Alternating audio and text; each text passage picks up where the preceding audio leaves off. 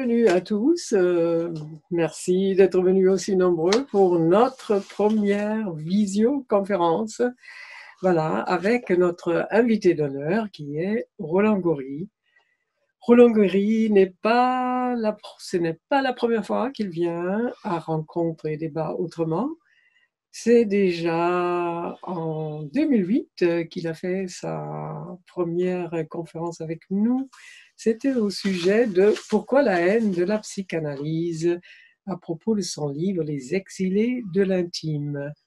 Donc en 2009, mais tout dernièrement, nous l'avons invité à propos de la crise de l'hôpital pour un ciné-débat autour d'un film absolument extraordinaire de Jérôme Lemaire, qui s'est immergé à l'hôpital Saint-Louis pour en tirer un film judicieux et vraiment passionnant.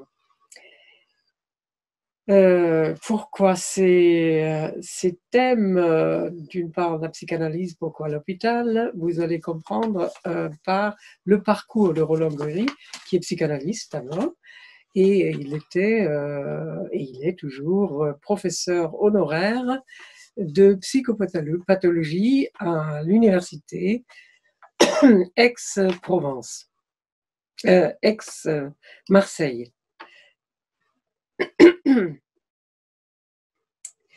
Alors, il est aussi président d'une association qui s'appelle Appel des Appels, qui réunit, par exemple, le personnel soignant, c'est-à-dire qui réunit le personnel des 3 secteurs publics en particulier, c'est l'hôpital, donc le personnel de la santé, et celui de l'éducation et celui de la justice. Il y a beaucoup d'avocats dans cet appel des appels. Et pourquoi cela? Parce qu'il y a, c'est dans ces institutions-là, dans ces secteurs-là, que s'est développé en premier les nouvelles méthodes de management basées sur la compétitivité, la rentabilité et la performance, qui poussent beaucoup de salariés au burn-out et qui créent beaucoup de souffrance parce que on considère l'homme non plus dans son humanité, mais en tant qu'homme economicus. Et d'où cette évaluation des compétences en permanence. Parmi la petite trentaine d'ouvrages qu'il a écrits, Roland Gori, je ne cite que les derniers qui sont le plus connus, c'est La fabrique des imposteurs, mais aussi tout dernièrement sorti La nudité du pouvoir, le beau titre de La dignité de penser ou L'individu ingouvernable. Et il y avait aussi le titre, il n'y a pas assez longtemps, Faut-il renoncer à la liberté pour être heureux? Et pour ce titre-là, nous l'avons invité aux côtés de la philosophe Myriam Illouz pour parler du bonheur. Aujourd'hui, nous parlerons donc de son dernier né, qui est en librairie depuis une quinzaine de jours, et qui est bien dans l'air du temps, mais en quelque sorte à contre-courant, puisqu'il s'agit d'un décryptage de notre passé dont il faudrait tirer les leçons pour notre futur. Et si l'effondrement avait déjà eu lieu, s'appelle-t-il avec comme sous-titre Les tranches des faits de nos croyances, qui s'inspire d'un ouvrage de l'historien Marc Bloch, écrit en 1940, l'année de la capitulation de la France devant l'Allemagne nazie. Et Marc Bloch n'est pas le seul penseur convoqué dans cet ouvrage. Roland Gori s'inspire aussi des analyses de Freud et de la philosophe Hannah Arendt et du philosophe de l'histoire Walter Benjamin, pour ne citer que, sans oublier un historien contemporain, Johann Chapoutot, qui a fait publier tout récemment un ouvrage sur les méthodes inhumaines du management moderne et qui porte le titre Libre d'obéir. L'ouvrage de Roland Gori s'est achevé juste avant la pandémie et le confinement, et donc il vient à point nommé pour penser cette pandémie que nous venons de vivre et confirmer cet effondrement. Alors lequel? Effondrement de l'idée d'un véritable progrès. Quel progrès? Le progrès social, qui, pour Roland Gori, n'est pas du tout à la hauteur des progrès que nous avons faits en sciences et en technique. Donc, au lieu du progrès social véritable, nous assistons en fait à une marchandisation des biens communs, comme la santé ou l'hôpital, et aussi à une impréparation totale de nos politiques pour gérer ces crises-là. Je termine sur une phrase que j'ai glanée à la page 2059 de son ouvrage et que j'ai trouvée emblématique pour sa pensée. Donc je le cite: aujourd'hui, une âme numérique agite les corps pour mieux la broyer à l'eau de l'utilité. Dans ce grand naufrage de notre civilisation humaine, la crise écologique reflète en miroir la déshumanisation. J'aurais 3 questions à vous poser, Roland Gori, sur votre livre, auxquelles vous pouvez répondre soit au début, soit au cours de votre exposé, car j'imagine que vous les traitez. La première, c'est: qu'est-ce que signifie pour vous l'effondrement? Pourquoi ces belles notions de liberté, égalité, fraternité sont-ils devenus en quelque sorte des mirages? Deuxième question: que pensez-vous des collapsologues dont les livres sont des véritables succès de librairie, et quel mérite leur accordez-vous? Troisième question: quelle est pour vous la signification fondamentale de ce sous-titre de Marc Bloch, tiré de Marc Bloch, l'étrange défaite de nos croyances? Merci. Bien, eh bien, bonsoir à toutes et bonsoir à tous. J'ai déjà vu un certain nombre de visages familiers et amicaux que je salue particulièrement.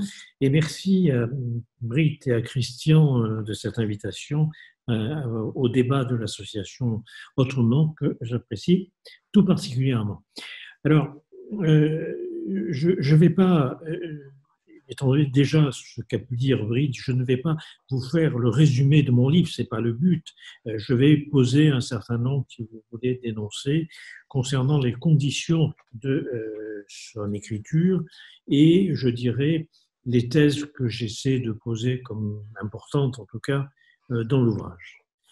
Alors là, je vais envoyer un truc qui s'allume, mais ce n'est pas grave. Bon. Alors, en même temps, ça me permettra peut-être d'ailleurs de répondre assez rapidement aux 3 questions de Britt. La première, c'est sur la notion d'effondrement. Donc, effectivement, au départ, le livre devait s'appeler « L'effondrement n'est plus à craindre », il a déjà eu lieu, et en gros, il s'agissait d'étendre en quelque part le modèle que propose Winnicott à propos de cette crainte de l'effondrement qu'ont un certain nombre de patients et qui ont peur de voir apparaître un vide, une mort imminente ou une catastrophe dans le futur, alors que nous dit Winnicott, ce traumatisme a déjà eu lieu et cette crainte n'est qu'une réminiscence d'un traumatisme qui est demeuré encapsulé dans le psychisme et donc projeté comme pouvant surgir dans le futur. La chose très importante à remarquer, c'est que le patient peut tout à fait connaître ce traumatisme, mais il le connaît un peu à la manière, comme disait Freud, des garçons de café qui connaissaient à Berlin Schopenhauer. Ils le connaissaient parce qu'ils le voyaient, mais ils ne connaissaient pas ce qu'était la substance, je dirais, du philosophe Schopenhauer. Donc, de la même manière, on peut dire que la crainte de voir surgir un événement, peut tout à fait, bien sûr, être rapporté à un traumatisme qui a déjà eu lieu, que le patient connaît comme ayant déjà eu lieu, mais dont il n'a pas, en quelque sorte, éprouvé, élaboré, perlaboré, métabolisé les effets. C'est-à-dire qu'en gros, par exemple, on s'est connu pour tout ce qui travaille sur le terrorisme ou sur la guerre, etc. Quelqu'un peut avoir vécu un viol, quelqu'un peut avoir vécu des violences extrêmement importantes, il en a le souvenir, mais il ne l'a pas, en quelque sorte, métabolisé dans son psychisme, il ne se l'est pas approprié, il ne l'a pas éprouvé. Et ça demeure comme quelque chose, je dirais, d'enquisté, d'encapsulé dans le psychisme, qui n'est pas élaboré. Et Winnicott dit, il faut d'ailleurs qu'au cours de la psychothérapie, au cours de la psychanalyse, il trouve les occasions de failles et de faillites différentes pour pouvoir à ce moment-là éprouver ce qui n'avait pas été éprouvé au moment où le traumatisme a eu lieu. Donc, je ne sais pas si je suis clair, mais en gros, pour aller vite, au départ, l'idée, elle est là, c'est-à-dire qu'en gros, et j'en viens un peu à la deuxième question de Brit, les discours de l'effondrement, les discours qui nous annoncent des catastrophes, les discours collapsologiques, je reviendrai là-dessus, sont d'une certaine façon les symptômes d'un effondrement spirituel et d'un effondrement culturel qui a déjà eu lieu, que nous connaissons même d'une certaine manière, mais dont nous n'avons pas intégré, je dirais, la dimension, intégré la substance. Je ne sais pas si je suis clair, mais au départ, donc, le travail, et c'était centré donc là-dessus. Sur le terme d'effondrement, très vite, bien sûr, c'est un terme qu'on retrouve dans différents domaines, mais moi je le prendrai là pour donner un exemple très vite, très simple, comme étant le terme, la signification qui est employée en cuisine. Effondrer un animal, c'est le vider de sa substance, c'est le vider de son intérieur. Et on va y revenir, mais je dirais qu'à l'heure actuelle, nous continuons à penser le monde, nous continuons à vivre le monde avec des catégories de pensée, avec des notions, avec des signifiants, avec un langage qui est vide de toute substance. Alors, bien sûr, je ne dis pas forcément, comme l'a proposé Brit, liberté, égalité, fraternité, on y reviendra, mais à mon avis, c'est évident, et on l'a notamment dans le discours, je dirais, dit des progressistes, des libéraux, pour aller vite, c'est par exemple le terme, bien sûr, de progrès, c'est par exemple le terme de concurrence, de compétition, de production, etc. C'est-à-dire que nous continuons à penser avec les principes fondateurs des sociétés thermo-industrielles et qui ne sont pas aujourd'hui, je dirais, aptes à rendre compte de ce qui se passe justement dans notre monde, de ce qui se passe dans notre société. Alors, ça, c'était le départ. Si vous voulez, je vous donne un peu le brouillon de la pensée que j'avais quand j'ai commencé, bien sûr, à écrire cet ouvrage. Ensuite, il y a eu, effectivement, au moment où je le terminais, il y a eu l'irruption du Covid-19. Il y a eu l'irruption, si vous voulez, de cette pandémie qui, comme vous le savez, n'est-ce pas, s'est installée en France après avoir atteint la Chine et d'autres pays européens, comme l'Italie par exemple, et qui a provoqué une panique assez grande dans la population et une désorganisation évidente dans la gestion de la crise par le gouvernement. Ce qui m'est apparu comme très intéressant, si vous voulez, dans justement cet événement qui était d'une certaine façon un événement catastrophique, en tout cas grave, tragique pour aller vite, ce qui me paraissait intéressant, et là ça rejoint toute une partie, si vous voulez, de mon travail, ce qui me paraissait intéressant, c'est que ce n'est pas le virus, d'une certaine manière, qui a produit des morts, qui a produit une souffrance, qui a produit une désorganisation économique, ce n'est pas le virus. C'est, pourrait-on dire, l'état d'impréparation de nos sociétés face à l'émergence d'un facteur environnemental.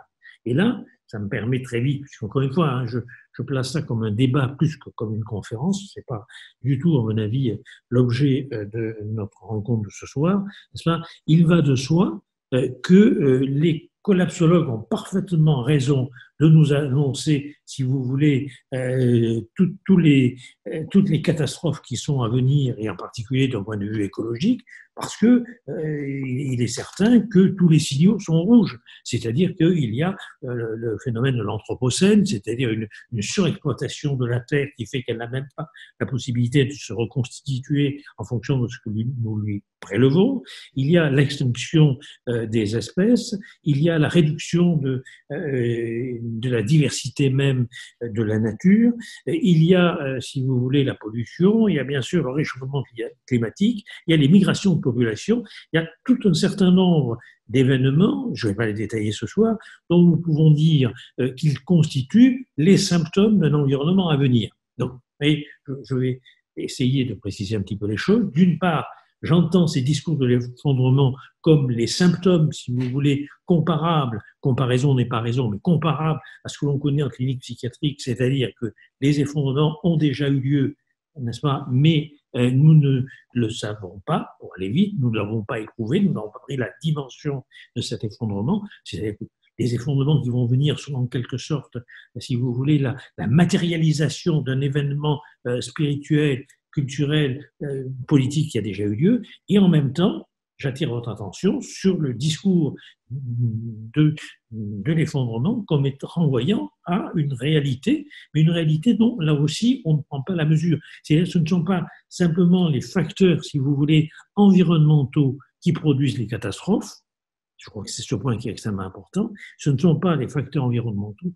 On sait bien, on va prendre le déclin de l'Empire romain, on va prendre la disparition des Mayas, on va prendre, si vous voulez, la disparition des Vikings, on peut prendre de multiples exemples. Chaque fois, on retrouve à peu près, n'est-ce pas, les mêmes facteurs environnementaux, à savoir un problème climatique, soit l'irruption d'une ère glaciaire, d'une petite crise glaciaire, soit un réchauffement climatique, etc., soit une sécheresse, une aridité, puis encore, bien évidemment, des problèmes, si vous voulez, liés à, par exemple, la propagation ou l'émergence de bacilles comme le bacille des différentes pestes que nous avons connues au cours des siècles précédents, donc par exemple la peste noire, bien sûr. On a aussi, là encore, bien sûr, des guerres, on a encore aux frontières des affrontements, on a également des troubles à l'intérieur des sociétés, mais là encore, on peut dire, et ça me permettra d'avancer, à savoir les catastrophes que nous avons connues, pour, bien évidemment, dramatiques qu'elles aient pu être, en tout cas, elles sont imputables à 50% au virus, je fais simple, hein, et à 50% à la société telle qu'elle est, qui avait à gérer le virus. Pas seulement l'impréparation du gouvernement. Je vais essayer de montrer que c'est beaucoup plus que ça.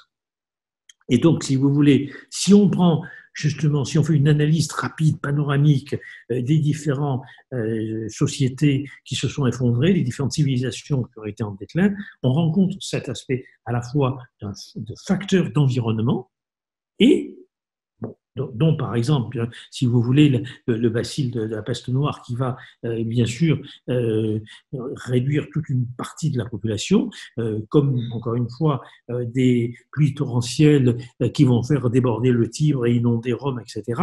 Tout ce que vous voulez, mais aussi l'organisation sociale et aussi l'organisation culturelle. C'est-à-dire que si vous prenez par exemple l'histoire des Vikings, on va faire très vite, c'est très simple, n'est-ce pas, si vous prenez l'histoire des Vikings, c'est aussi une organisation pyramidale où face justement à la raréfaction des ressources, face aux pénuries, les riches ont voulu continuer à maintenir un niveau de vie luxueux et ont fait porter sur les pauvres paysans, je dirais, la charge essentielle. Donc, cette organisation sociale, cette organisation culturelle est en grande partie responsable de l'effondrement. C'est-à-dire qu'en gros, je fais vite et je fais simple, si vous voulez, les catastrophes, elles ne surgissent pas, si vous voulez, de l'environnement, elles sont la rencontre entre des facteurs de l'environnement et une organisation sociale.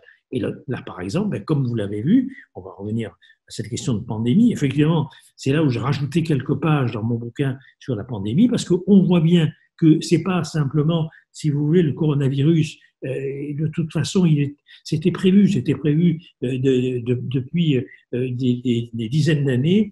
En 2003, Raoult avait établi la manière dont ce type de pandémie pouvait se propager à partir d'un virus qui était un virus qui n'était pas un virus létal important, hein, pour aller vite, mais il était très contagieux. Ça a été tracé. L'OMS aussi avait prédit que le virus tueur qui pouvait détruire une partie de l'humanité était un virus qui était à la fois contagieux et peu létal, puisque s'il devient trop létal, ben, je dirais, il n'a plus le matériel pour se reproduire. Vous voyez, donc tout ça a été prévu.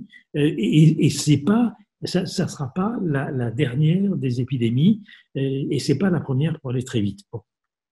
Qu'est-ce qui fait qu'à un moment donné, ça devient catastrophique? Eh bien, c'est d'une part parce que nous sommes dans un système de circulation, dans un système d'échange que l'on appelle, pour aller vite, la mondialisation, qui fait que le virus se propage. Donc, si vous voulez, c'est bien notre manière de vivre, pour aller vite, qui va faciliter, par exemple, le développement d'un vecteur, d'un vecteur menaçant, si vous voulez, pour nos sociétés. Et puis, c'est la chose très importante que je développe aussi dans l'ouvrage, on voit bien que, si vous voulez, l'état d'impréparation dans lequel nous étions, à savoir que nous manquions de masques, mais vous savez bien aussi que nous manquions de masques parce que on est en train de le dire d'ailleurs, la commission parlementaire, François Bordillon, l'a notamment énoncé et a contredit justement Salomon, n'est-ce pas? Nous manquions de masques parce que nous avons laissé fermer l'usine Plaintel près de Brest, n'est-ce pas? Et que nous avons en quelque sorte décidé à un moment donné de faire des économies de quelques millions, pour aller vite, en décidant d'acheter les masques en Chine et ailleurs. Bon. Et donc, nous n'avons même pas tenu la parole de l'État qui était justement de commander des stocks de masques, d'établir des réserves, etc. et d'éviter la fermeture de cette usine dont d'ailleurs dont le matériel, les machines presque neuves sont parties à la casse. Un point aussi important quant à la production et au mode de fabrique de ces masques, ça a été importé aux États-Unis où l'usine s'est à nouveau implantée et s'est développée. Donc, pour faire vite, pour faire simple, vous prenez l'histoire des masques, c'est évident. On pourrait prendre l'histoire des réactifs, des tests également de dépistage. On pourrait prendre l'histoire des respirateurs et on pourrait prendre, bien évidemment, l'histoire de la réduction du personnel hospitalier dans une logique austéritaire où 100 000 lits ont été fermés. C'est-à-dire qu'en gros, si vous voulez, mais là je crois qu'il y a justement un problème majeur, il ne faudrait pas d'une certaine manière qu'on se contente d'imputer aux défaillances de ce gouvernement, si j'ose dire, l'impréparation que nous avons subie. Je crois que c'est un problème de vision du monde. Je crois que c'est un problème, si vous voulez, de conception de la société. Je crois que c'est un problème de conception de l'économie. C'est-à-dire qu'à partir du moment où on externalise, on se rend extrêmement dépendant de pays qui, lorsque la crise survient, on l'a vu pour la Chine, retrouvent leurs soucis national, font passer bien évidemment leur population avant leurs partenaires commerciaux. Et c'est ce que nous avons subi. Et donc aujourd'hui, on voit bien d'ailleurs comment Macron, toujours à petits pas et toujours avec de bons discours, dont on ne sait pas s'ils seront suivis d'actes, n'est-ce pas, commence à parler de relocaliser un certain nombre de produits nécessaires à la sécurité nationale. Bon. Donc, je ne sais pas si j'ai répondu, si vous voulez, en partie au moins aux deux premières questions de Britt, mais sur l'effondrement, je crois que les signaux sont rouges. Je commence d'ailleurs mon livre en rappelant un article du Monde du 23 janvier 2020 qui annonce que l'horloge de l'apocalypse, imaginée dès 1947 par un groupe de scientifiques atomiques, a été avancée de 20 secondes. Donc, l'échéance de l'apocalypse est fixée à minuit, comme vous savez, et désormais nous serions à minuit moins 100 secondes. Si vous voulez, et ça, c'était avant la pandémie. On est en 23 janvier 2020, avant l'explosion, en tout cas, de l'épidémie. Donc, si vous voulez, le temps qui nous sépare, en quelque sorte, de la catastrophe et de l'apocalypse se réduit. Et je crois que c'est un point important. Bon, le monde, à ce moment-là, cite le démantèlement des accords internationaux sur les armements, l'échec des sommets sur le réchauffement climatique, le délitement sociétal, les campagnes de désinformation, la prolifération de fake news et bien d'autres choses qui inquiètent les experts qui établissent, si vous voulez, un diagnostic sur l'état du monde et sur le risque, encore une fois, de catastrophe. Bon, on pourrait faire vite, on pourrait faire simple. Je prends aussi très, très au sérieux tout ce qui a été développé dans les années 70, qu'on appelait, si vous voulez, le rapport de Rome, notamment par les époux Nidal, qui ont également insisté, et tous les modèles prédictifs qu'ils ont pu faire sur l'évolution, si vous voulez, de la planète, les risques à la fois climatiques, économiques et sociétaux sont évidents et ne sont pas contredits. Donc, oui, pour moi, c'est sérieux. Oui, pour moi, ces signaux sont au rouge. Oui, pour moi, il y a un danger. Mais si vous voulez, c'est un peu ce que j'essaie, en quelque sorte. Comment ? Non, je regarde un truc, mais il y a rien du tout. Je ne sais pas si on entend là. Je continue ? Ça a été coupé ? Non ? Oui, c'est bon là ? Bon. Donc, tous les signaux sont rouges, on est tout à fait d'accord, il y a un risque, etc. Mais pour moi, le problème, si vous voulez, c'est pas simplement de faire baisser d'1 degré, de 2 degrés, etc.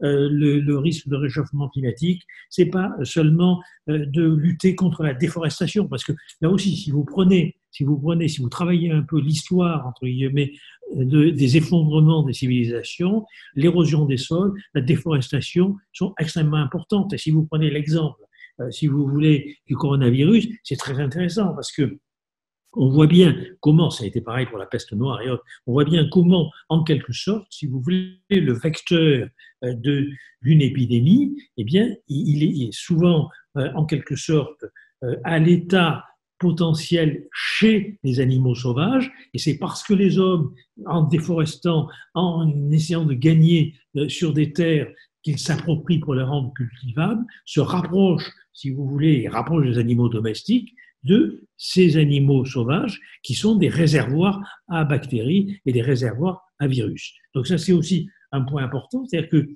voyez, il n'y a pas... Ce que j'essaie de dire, c'est que on pourrait, là, on n'a pas le temps, mais on pourrait prendre nombre comme ça d'exemples.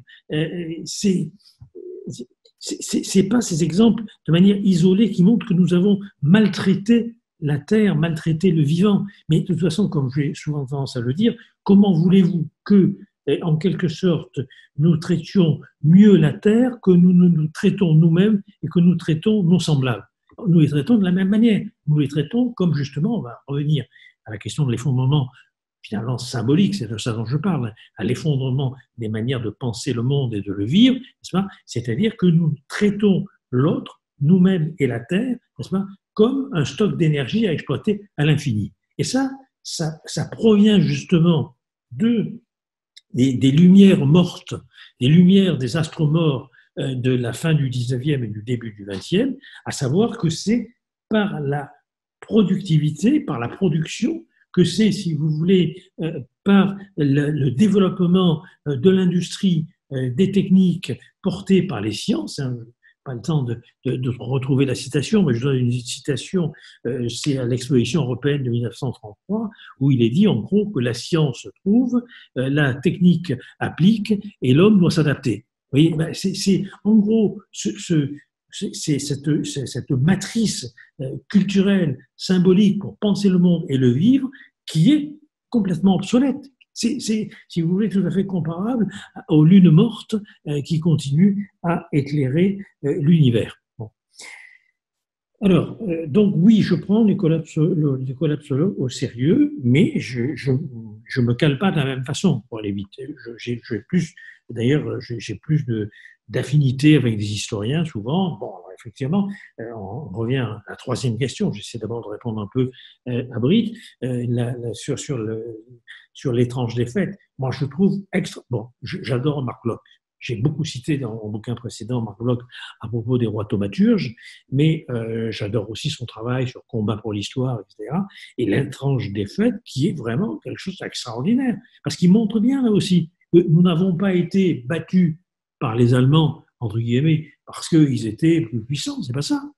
Nous avons été battus par les Allemands parce qu'il y avait, n'est-ce pas, une guerre de retard dans la préparation des états-majors et pour parer à l'invasion allemande. Ils avaient fait, comme vous le savez, une ligne Maginot, n'est-ce pas, en oubliant que l'armée allemande pouvait passer par le nord en envahissant la Belgique. Et nous, de la même manière, nous montons une ligne Maginot, si vous voulez, en voulant à tout prix être performants, avec cette idée que la concurrence, c'est ce qui produit la compétitivité et la performance. Et là, c'est quand même extraordinaire, parce que vous avez quelqu'un comme Paul Valéry, que je cite aussi dans l'ouvrage, qui dit que la concurrence permet le meilleur marché, mais pas la meilleure qualité. Ben, ça, c'est notre monde. Et ce n'est pas seulement les produits, c'est notre vie. Ça permet le meilleur marché, mais pas la meilleure qualité. Donc, nous continuons à monter cette ligne Maginot avec justement ces vieux concepts. Le concept aussi, vous l'entendez, de progrès. Progrès, c'est un mot n'est-ce pas, qui est dans la bouche des discours libéraux, notamment à outrance. Bon, je ratisse large, on parlera plus tout à l'heure, si vous voulez, dans le détail. Bon. Mais progrès, ça ne tient pas la route. Pourquoi ? Parce que, alors là aussi, je reprends effectivement Benjamin, n'est-ce pas, je reprends également Adorno, je reprends certainement Hannah Arendt et d'autres. Il va de soi, n'est-ce pas, on peut reprendre aussi Jacques Ellul et bien d'autres encore que je cite dans l'ouvrage. Le progrès, nous ne le concevons aujourd'hui que comme aligné sur le développement des techniques et du savoir scientifique. Alors que quelqu'un comme George Orwell disait, quand on me parle du progrès, je demande toujours s'il me rend plus humain ou moins humain. Et donc, nous n'avons pas été à même aujourd'hui, effectivement, c'est la grande thèse de Benjamin que je développe aussi dans l'ouvrage, nous n'avons pas été aujourd'hui à même d'inventer, de créer un ordre social inédit qui soit à la hauteur des défis que produisent justement les développements des savoirs et les développements des techniques. Il y a une très belle phrase de Baudelaire que je cite aussi, qui dit que la croyance dans le progrès est une doctrine de paresseux. Donc, si vous voulez, tout ça, bon, je ne vais pas le développer là, je le fais dans le bouquin, ce que j'appelle ombre et lumière du progrès, n'est-ce pas ? Le progrès, c'est finalement, on est finalement complètement passé à côté. Je vous donne juste une citation d'Adorno qui ira beaucoup mieux que moi, ce que je suis en train d'essayer péniblement de vous dire, n'est-ce pas ? De ce que Adorno dit, le progrès signifie échapper à la fascination même, à celle du progrès, qui est lui-même nature, dans la mesure où l'humanité prend conscience de sa propre naturalité et met fin à la domination qu'elle exerce sur la nature. En ce sens, on pourrait dire que le progrès se produit là où il prend fin. Donc, en gros, on le retrouve aussi dans l'ouvrage, je parle aussi des travaux de Paul Virilio, à savoir, n'est-ce pas, qu'il faut défendre le progrès en combattant la propagande du progrès. Donc, si vous voulez, il y a tout ce travail, effectivement, sur justement ces mirages, et si vous voulez, ces illusions, illusions presque au sens psychanalytique du terme, si vous voulez, ne sont pas simplement des erreurs, ne sont pas des hallucinations, c'est des illusions, et nous les fabriquons inconsciemment par des croyances, par des désirs. Alors, j'ai dans l'ouvrage aussi, j'ai beaucoup travaillé la question de l'évolution. Et il faut bien voir, si vous voulez, que nous sommes les héritiers de concepts, et vous allez très bien vous en rendre compte si vous lisez le livre, n'est-ce pas, de concepts, si vous voulez, comme celui d'une évolution naturelle, l'évolution des espèces, ça c'est Darwin, vous le savez, la sélection, n'est-ce pas, et finalement sont les meilleurs qui survivent, bon, très bien, parfait, bien que je le rappelle, dans l'ouvrage, Darwin ne soit pas darwiniste à ce point, puisqu'il suppose qu'à un moment donné, n'est-ce pas, il y a des instincts sociaux qui vont faire que la lutte pour la vie va quand même être régulée par ces instincts pour aller vite. Bon, non, mais dans le livre, je développe beaucoup plus la thèse de Herbert Spencer, qui lui est, si vous voulez, le penseur du néolibéralisme. Le néolibéralisme, ce n'est pas seulement Friedman, Gary Becker et compagnie. Le penseur du néolibéralisme, vous l'avez, si vous voulez, à la fin du 19e, début du 20e, avec, enfin, pardon, fin 19e, j'ai une bêtise, fin 19e, avec Herbert Spencer, qui pose que, en gros, l'existence d'un darwinisme social qui fait qu'il ne faut surtout pas que l'État protège les infirmes, les mal bâtis, les débiles, etc. Il faut, et vous pensez bien que tout ça nourrit la doctrine nazie facilement, il faut en quelque sorte laisser faire, il faut laisser faire la nature, il faut qu'en quelque sorte que ce soit les meilleurs qui gagnent et que ce soit les meilleurs qui bien sûr dominent. Alors ce qui est aussi intéressant chez Spencer, c'est qu'il pose que cette évolution naturelle de l'espèce humaine, eh ben, va faire que, en gros, ensuite, plutôt que de se battre, on va faire en quelque sorte un affrontement industriel, une compétition commerciale. Et là, bon, je ne vais pas le développer, mais c'est très intéressant parce qu'on voit bien comment Spencer, si vous voulez, anticipe que la hiérarchie des sociétés pose la société néolibérale au sommet. C'est celle qui fonctionne le mieux. Bon. Il y a plein d'exemples comme ça, je ne vais pas les développer encore une fois, mais qui montrent que nous sommes toujours prisonniers de cette manière de penser. Nous n'avons pas conscience, n'est-ce pas, que quand nous parlons de premiers de cordée, quand nous parlons il y a ceux qui font quelque chose et ceux qui ne sont rien, pour reprendre les discours de Macron, mais il n'y a pas que Macron, hein, il y en a bien d'autres. Quand nous avons cette idée que c'est la croissance qui va sauver le monde, quand nous avons toutes ces idées, si vous voulez, à la manière de Jean-Michel Blanquer sur les compétences, sur la sélection, etc.,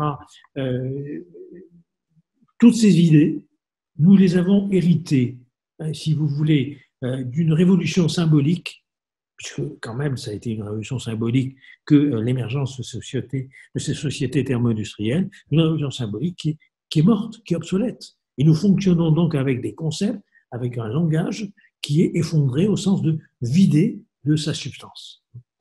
Alors, je crois que, si vous voulez, pourquoi Marc Bloch, outre le fait que j'aime beaucoup ce livre, qui est un livre extraordinaire, parce que Marc Bloch, il montre très bien que la défaite de 1940 n'est pas simplement une défaite militaire, elle est une défaite intellectuelle, elle est une défaite morale, elle est une défaite politique, elle est une défaite culturelle. C'est-à-dire que, si vous voulez, n'est-ce pas, elle provient, je vais juste vous lire un morceau de la préface, hein, c'est pas, Marc Bloch, c'est lui qui a écrit la préface, mais peu importe.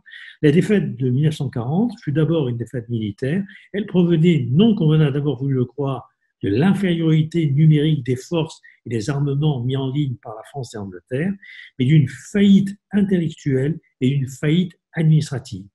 Sur celle-ci, le témoignage du capitaine Bloch est précieux et il a été complété par beaucoup d'études systématiques, excès de paperasse, mauvaise organisation des liaisons et du renseignement, multiplication des échelons et des grades, fragmentation du haut commandement, rivalité des services et des chefs, routine d'un dressage qui n'a rien de commun avec la vraie discipline, peur des histoires et aversion pour les sanctions, etc., dilution de la responsabilité. Bon, je ne vais pas vous lire les tranches des faits, mais en gros, vraiment, la lecture, si vous voulez, de cet ouvrage, je me suis dit, mais ce que Marc Bloch diagnostique pour 1940, il a écrit le livre entre juillet et septembre 1940, nous pourrions, à quelques mots près, reprendre nombre de ces analyses pour dire ce qu'il en est aujourd'hui de la faillite, par exemple, des agences technocratiques qui ont martyrisé les soignants, n'est-ce pas, et qui continuent d'ailleurs à martyriser les soignants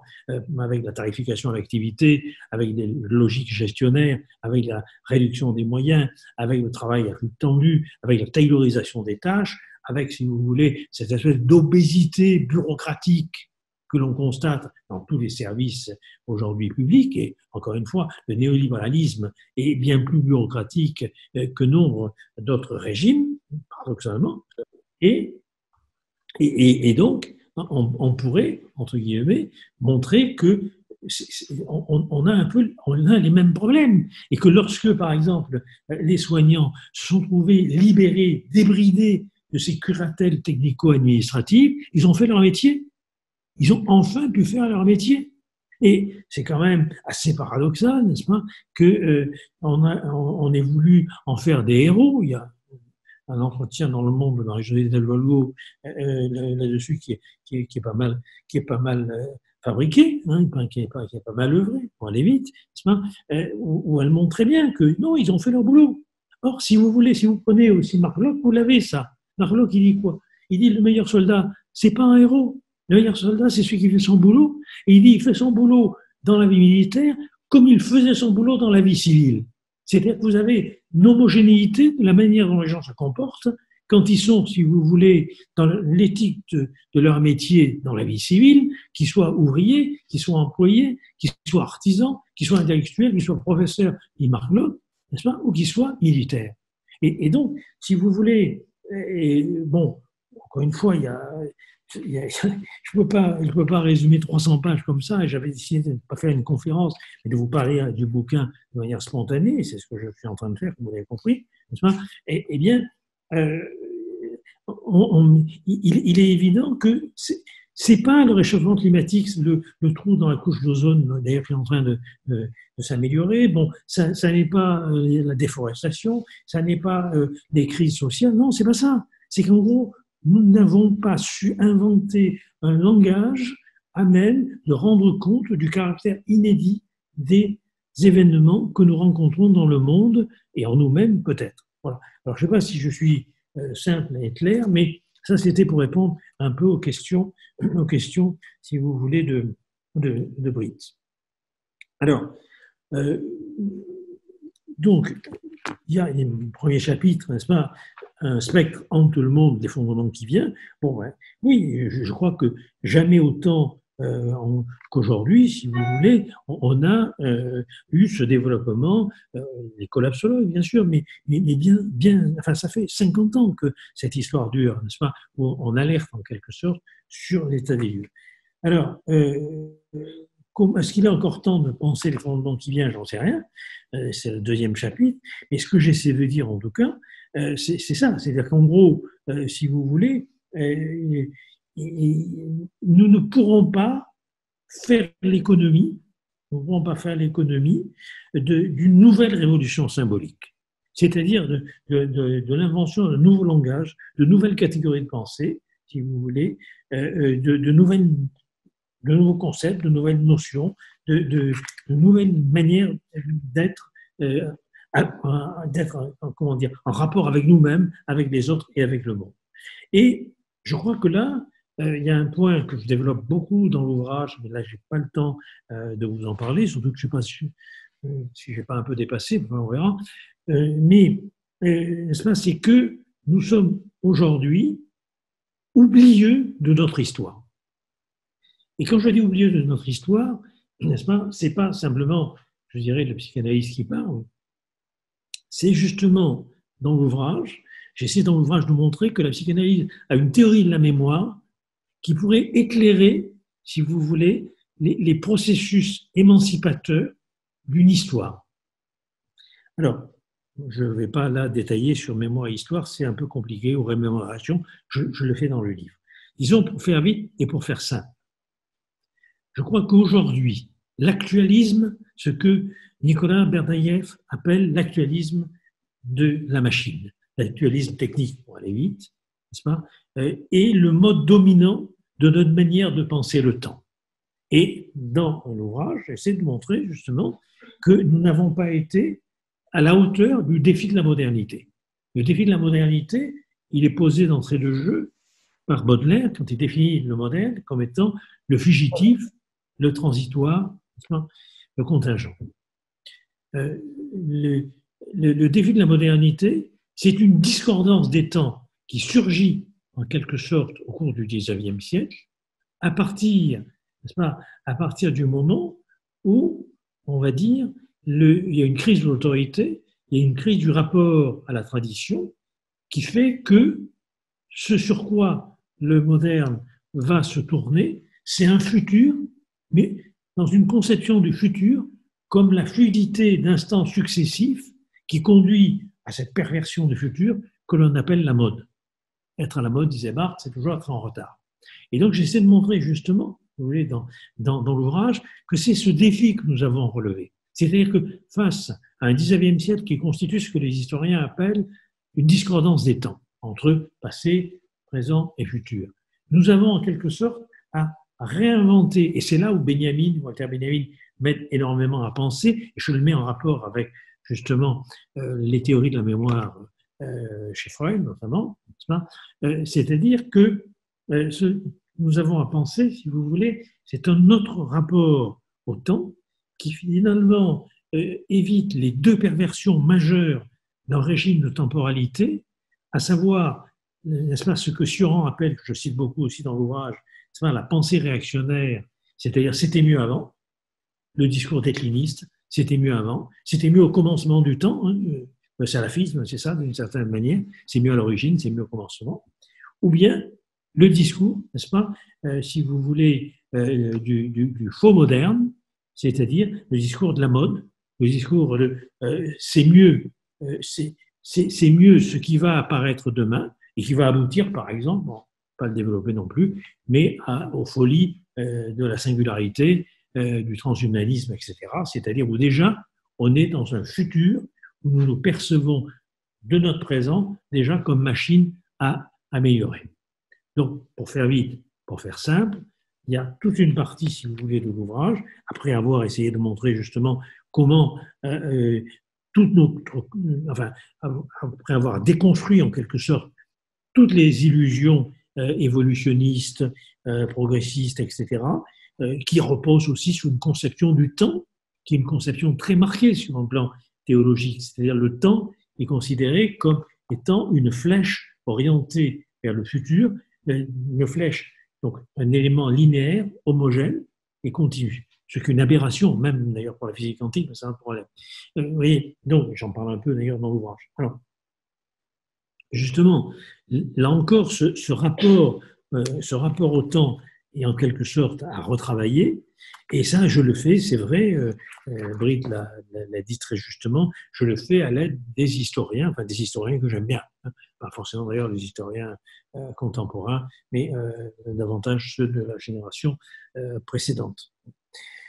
Et c'est là où, en quelque sorte, j'essaie de montrer, mais alors, sauf Chapoutot est à part, j'aime beaucoup ses travaux, et en particulier le dernier, mais aussi son travail sur la normativité nazie, qui, à mon avis, est une merveille. Donc, j'essaie de montrer que le passé dont nous avons à nous occuper, et là aussi je cite Benjamin, hein, ce n'est pas le passé tel qu'il a été, mais c'est le passé tel qu'il nous fait signe dans le présent au moment d'un danger.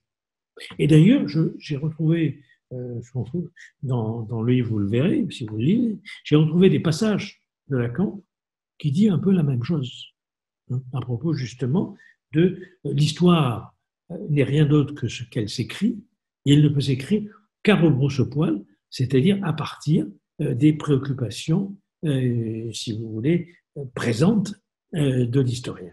Alors, donc, il y a, je dirais, la moitié de l'ouvrage qui propose, je dirais, une vision, une nouvelle vision du rapport au temps pour traverser la catastrophe.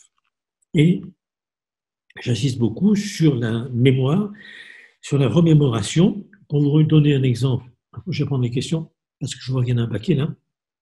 Mais pour prendre un exemple, si vous voulez, que je vais emprunter justement à Chapoutot, mais on l'a déjà chez Adorno, par exemple, le passé n'existe pas dans le présent simplement comme trace ou comme vestige.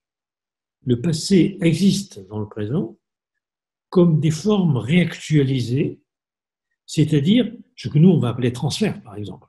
Ce ne sont pas les souvenirs de l'enfance qui compte.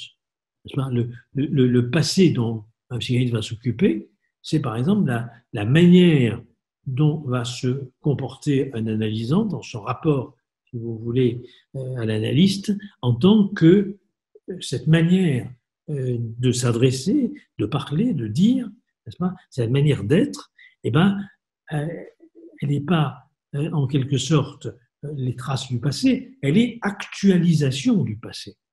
C'est-à-dire épuisement d'un paradigme du passé. Ça, c'est aussi un point important qu'on a, si vous voulez, chez Winnicott. C'est-à-dire que tout paradigme tend à se répéter infiniment tant qu'il n'a pas épuisé sa potentialité.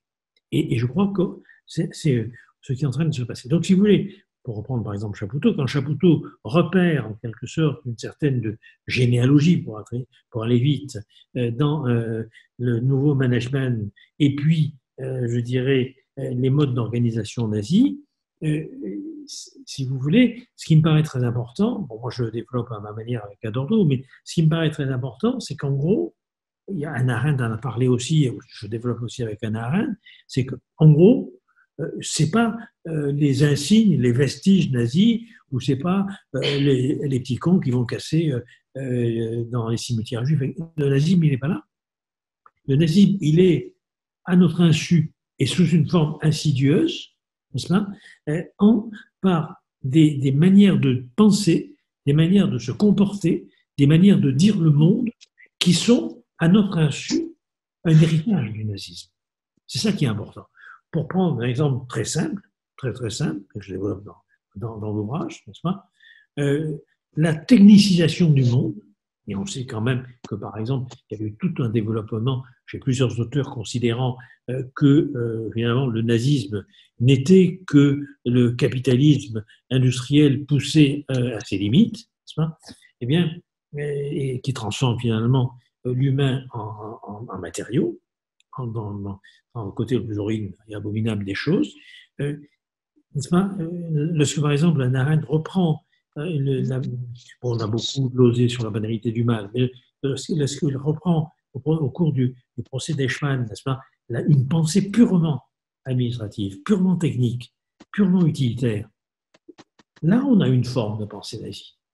Et il faut reprendre, je le fais dans cet ouvrage, je l'ai fait dans d'autres avant, il faut reprendre, n'est-ce pas, les témoignages des commandos nazis qui éliminaient justement les populations, qui est notamment les juifs, n'est-ce pas, ils ont professionnalisé l'acte de mort, ils ont technicisé l'acte de mort. Et si vous voulez, il y a donc comme ça, sans que nous le sachions, nous sommes hantés par, si vous voulez, des manières de penser qui font qu'il y a une présence du nazisme, mais qui, encore une fois, n'est pas dans l'agitation de quelques rigolos, qui n'est pas, encore une fois, dans le salut hitlérien de quelques tordus. C'est pas ça. Il est, à notre insu, dans certaines manières d'appréhender l'humain, dans certaines manières d'appréhender, si vous voulez, l'industrialisation de l'anéantissement. Et donc, il y a 200 pages, pour aller vite, qui vont tourner autour de mémoire, récit et émancipation. Je vous donne là aussi une citation d'Adorno, parce que je pense qu'elle explicite assez bien ce que je développe après. On veut se débarrasser du passé, avec raison, car il ne fait pas bon vivre à son ombre, et la terreur ne connaît pas de fin lorsque la culpabilité et la violence ne font toute réponse que culpabilité et violence. À tort, car le passé auquel on aimerait échapper est encore très vivant. Le nazisme vit toujours, et nous ne savons pas encore s'il n'est que le spectre de ce qui fut si monstrueux que sa mort même ne l'a pas achevé, ou s'il n'a jamais réussi à mourir. Nous ne savons pas non plus si le goût de l'innommable ne survit pas dans les hommes comme dans les conditions dont il dépend. Et on a tout un travail de Adorno, d'ailleurs il se réfère à la psychanalyse, il dit si on veut guérir en quelque sorte de certaines pathologies de nos sociétés comme le nazisme, nous avons besoin de la psychanalyse. C'est très intéressant, il y a des passages extraordinaires d'Adorno là-dessus, j'en cite quelques-uns. Voilà, alors, que vous dire encore? Donc, il y a aussi tout un travail à la fin, si vous voulez, sur les délires nihilistes, c'est-à-dire, je rappelle notamment tous les travaux de Cotard, le syndrome de Cotard, pour ceux qui connaissent un peu la psychopathologie, hein, c'est le délire de négation d'organes des mélancoliques anxieux, ou le délire de négation même de l'être, ou le délire de négation même de la Terre, de l'environnement, du monde, etc., qui surgit dans la mélancolie. Et si vous voulez, il y a tout. Bon, j'ai pas, encore une fois, je peux pas tout vous raconter comme ça là en 40 minutes, hein, mais il y a tout un travail qui justement essaie de montrer que nous sommes, lorsque nous dénions d'une certaine manière le caractère fini de notre planète, lorsque nous dénions, si vous voulez, notre vulnérabilité, lorsque nous pensons que nous pouvons la liquider en quelque sorte par la force, la productivité, la croissance, etc., nous dénions quelque chose qui est essentiel à la constitution de l'espèce humaine, de l'humanité de l'homme, pour aller vite. Alors, bon, là, je ne vais pas en parler beaucoup plus que ça, je développe, mais c'est peut-être un peu compliqué d'en parler en 5 minutes pour aller vite. Peut-être pour terminer, si vous voulez. Pour terminer, je dirais, et après j'essaierai de répondre peut-être aux questions, pour terminer, je dirais tout simplement que finalement, nous sommes toujours dans ce que les psychanalystes comme Winnicott appelleraient une défense maniaque, hein, visant à, c'est-à-dire de compulsion à produire, de compulsion à nous agiter, de compulsion, si vous voulez, à exister dans le monde, etc., qui vise à dénier justement peut-être une perte, c'est-à-dire la perte justement des repères culturels symboliques dont je parle. Je ne sais pas si je suis clair. Et que dans cette compulsion-là à méconnaître, si vous voulez, que nous sommes toujours, nous construisons sur un sol qui se dérobe, un sol qui est déjà complètement poreux, nous ne faisons pas le travail de deuil. Et que c'est peut-être en faisant un travail de deuil de ces illusions que nous pourrions peut-être être à même d'inventer un nouveau rapport à l'histoire, un nouveau rapport au passé, un nouveau rapport au temps, aussi bien le futur que, si vous voulez, que le passé, le présent. Bon, pour aller vite, comment retrouver une concordance des temps dans un univers qui est dominé par une discordance des temps produite par, pour aller vite, le 19e siècle. Voilà, alors, j'essaie aussi dans l'ouvrage, j'essaie aussi de mettre en évidence qu'il y a tout un travail à faire qui est, vous voyez, je ne sais pas si je me fais bien comprendre, parce que c'est pas évident, j'ai choisi de jouer le jeu d'une présentation spontanée et pas d'une conférence pour qu'on puisse aussi discuter, mais vous voyez, cette question de l'oubli, elle est essentielle. Je vais prendre 2 exemples pour vous montrer qu'elle est essentielle dans le concret des catastrophes que nous aurons traversées ou que nous avons traversées. Prenons comme le remarqueur, je travaille beaucoup avec un certain nombre d'archéologues, d'historiens, etc., sur ces questions d'effondrement des civilisations. Et donc, prenons un exemple très simple. 1973, vous avez la crise du pétrole. Les Américains, à ce moment-là, commencent à réduire les achats de grosses cylindrées. Quelques temps après, c'est oublié et à nouveau, n'est-ce pas, on se précipite sur les gros 4x4, les grosses bagnoles. C'est-à-dire que l'oubli, vous voyez, est la condition d'oublier une histoire qui nous détermine et de l'oubli de même de cette histoire qui nous détermine, nous nous impréparons, si j'ose dire, nous impréparons, si vous voulez, à l'avenir. Je vais prendre un 2e exemple. Regardez cette histoire de Covid-19. Notamment chez les jeunes, mais pas que les jeunes, qui sont oubliés d'ailleurs qu'ils ne se sont pas sacrifiés que pour les vieux, parce qu'en même temps, ils ont sauvé leur peau, notamment dans les accidents de bagnole. Hein. Bon, passons. Mais, n'est-ce pas, ce que vous entendez, c'est revenir à vivre comme avant.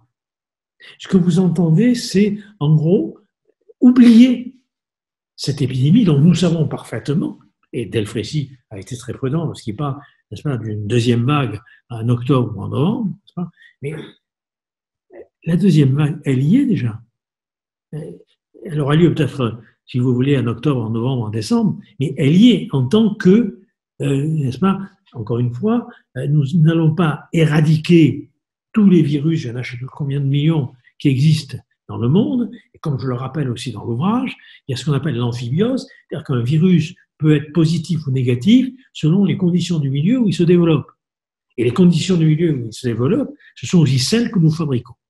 Donc, je ne sais pas si je suis clair, oui, j'essaie de montrer, en gros, on peut dire beaucoup de mal, la psychanalyse, ça ne me gêne pas, voyez, mais j'essaie de montrer comment elle peut constituer en même temps, parfois, une manière de comprendre l'histoire et de poser des diagnostics du présent qui peuvent aider, notamment ce que j'essaie de dire autour de la mémoire. En même temps, pour finir, si vous voulez, il y a dans l'ouvrage un espoir. Cet espoir, là aussi, je le trouve chez Benjamin, même si Benjamin était un peu mélancolique, sans doute un peu comme moi d'ailleurs, malgré les apparences, lorsqu'il dit « dépasser la négativité du monde par le désespoir de notre imagination ».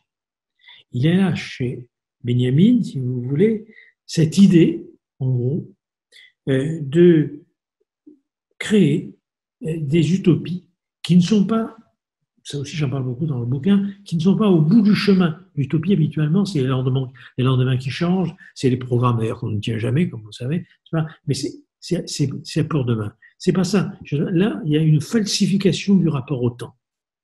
L'utopie ne doit pas être en quelque sorte la projection dans le futur de l'âge d'or que nous avons perdu. L'utopie, elle doit être la possibilité de se saisir à tout instant de potentialités qui nous permettent de créer un nouveau présent à partir justement de l'expérience du passé et avec un autre rapport à l'avenir. Bon, j'ai beaucoup parlé, je termine quand même par deux détails, si vous me le permettez. Le premier, vous n'avez pas le choix parce que c'est moi qui ai le micro. Le premier, c'est je fais l'éloge de la valeur de la dépression. Là aussi, c'est un concept de Winnicott. Et encore une fois, cet éloge de la valeur de la dépression, c'est pas pour tomber dans le dolorisme, dans le c'était mieux avant, parce que ça, c'est la pire saloperie, c'est la pensée réactionnaire, ça. Donc, c'est pas ça du tout. Cet éloge de la dépression, c'est de dire que si nous acceptions de penser que nous n'avons plus de sol aujourd'hui pour élaborer en quelque sorte notre vie, si nous acceptions de faire ce travail de deuil, si vous voulez, de ce que j'appelle les catégories zombies qui hantent notre présent, on pourrait peut-être avoir la chance de créer un nouvel avenir. Et je fais allusion à ce moment-là en disant, nous sommes peut-être aujourd'hui, nous, hommes du XXIe siècle, dans cette position qu'ont pu connaître les Juifs, n'est-ce pas, au moment de la naissance de l'antisémitisme, enfin, du développement du fascisme à la française, comme dit Ziv Sternel, à la fin du XIXe siècle. C'est-à-dire, nous sommes un peu comme, je crois que c'est Kafka qui en parle, et c'est repris par quelqu'un que je cite beaucoup parce que j'adore ses travaux, qui est Stéphane Moses, qui m'a beaucoup apporté. Ses livres sont formidables, sur l'ange de l'histoire, et c'est le meilleur spécialiste de Benjamin, à mon avis. Nous sommes un petit peu comme ce chien, si vous voulez, qui a quitté le sol de la tradition religieuse judaïque, n'est-ce pas? Parce que, comme dit justement Benjamin, même s'il continue les rites, même s'il continue l'utilisation des signifiants, ils se sont vidés de toute substance, puisque justement, c'est des rites formels, mais ils ont perdu le sens que ça pouvait avoir, et devant, n'est-ce pas, donc leurs pattes arrière sont détachées de ce sol-là, ils ne doivent plus avoir d'appui là-dessus, et devant, il y a un sol qui se dérobe à eux, qui est le sol sur lequel ils voudraient pouvoir s'appuyer, et que leur refuse, n'est-ce pas, la société libérale allemande, qu'ils construisent pourtant, n'est-ce pas, paradoxalement, là aussi on va chez Benjamin. Et je crois que nous sommes un peu, si vous voulez, dans cette situation. C'est-à-dire, nous avons quitté, entre guillemets, les mirages du passé, même si nous continuons notre élan à partir de ce sol, et nous n'avons pas encore trouvé le sol d'un renouveau, d'une création, de l'inédit. Voilà, j'ai fini, j'ai été un peu long. Je peux répondre après aux questions si vous voulez. C'est bon, Christian? Oui, c'est bon. Merci Roland. Bravo pour toutes ces informations très riches. Donc, je rappelle la règle. Ceux qui souhaitent intervenir envoient un petit message par conversé. Donc là, j'ai pour l'instant 6 messages que je vais te lire, Roland. Oui. Le premier de Monique. L'effondrement est commencé depuis longtemps, mais nous ne sommes qu'au début. C'est pourquoi certains ne l'ont pas encore perçu. Les facteurs liés à l'environnement sont aussi créés par les facteurs humains. De Viviane, face à ces constats, que pouvons-nous faire, seuls et en collectif? Point d'interrogation.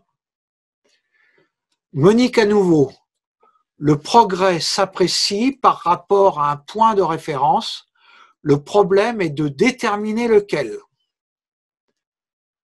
Ensuite, René Guichardon. Les croyances sont-elles au niveau de nos dirigeants ou au niveau des populations? Car il semble, au niveau des populations, qu'on ne croit plus, on fonctionne. On essaie de s'en tirer avec la liberté qu'on nous laisse. Éventuellement, on entre en dissidence. Monique à nouveau, déconfinons nos esprits et nos cœurs et changeons vraiment de valeur et ne faisons pas semblant. Alors, il y en a d'autres qui sont arrivés. Travailler sur les valeurs spirituelles de la sagesse est la seule issue pour un changement heureux. De Monique encore. René Guichardon, autre question. Benjamin, quel est son prénom, s'il vous plaît? Walter. Ouais, il va répondre Roland. Walter Benjamin, oui. De Gérardus, l'âge d'or, les 30 glorieuses font partie des illusions. Pour les plus démunis, les plus nombreux, tout cela n'a jamais existé. Encore Gérard, l'effondrement pour les plus démunis n'est-il pas permanent? Voilà quelques réflexions, Roland, si tu peux. Il me semble qu'il y a beaucoup de réflexions, plus que de questions, en tout cas, auxquelles je me sens de répondre pour aller vite. Alors, oui, enfin, j'ai rappelé tout à l'heure, oui, bien sûr que l'effondrement a eu lieu et qu'on est mis en garde déjà sur toutes les catastrophes, ça c'est sûr. Hein. Mais justement, ça n'a pas pris. C'est resté lettre morte. Pourquoi c'est resté? Enfin, si vous prenez le rapport de Rome du couple Minao, et puis le troisième, j'ai oublié le nom, mais peu importe. Pardon, je vais voir un peu. Si vous prenez ce rapport qui a été réactualisé d'ailleurs dans un bouquin, mais je n'ai pas les titres en mémoire, moi, comme ça, il faudrait le trouver, mais peu importe, n'est-ce pas? C'est incroyable parce que, je regarde si je le trouve, sinon tant pis. Je ne dirais pas qu'ils avaient tout prévu, mais presque, quoi. C'est-à-dire qu'effectivement, rien ne vient invalider les modèles prédictifs mathématiques qu'ils avaient pu faire, si vous voulez, pour dire attention, à continuer comme ça, on va aller dans le mur. Je regarde, non, je ne l'ai pas, tant pis, je vais faire comme ça. Le rapport de Rome, tu parles, c'est le rapport Meadows? Oui, c'est ça.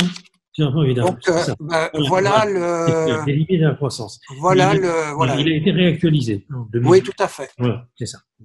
Donc, ce qui est frappant, c'est ça. Bon, ça reste de lettre morte.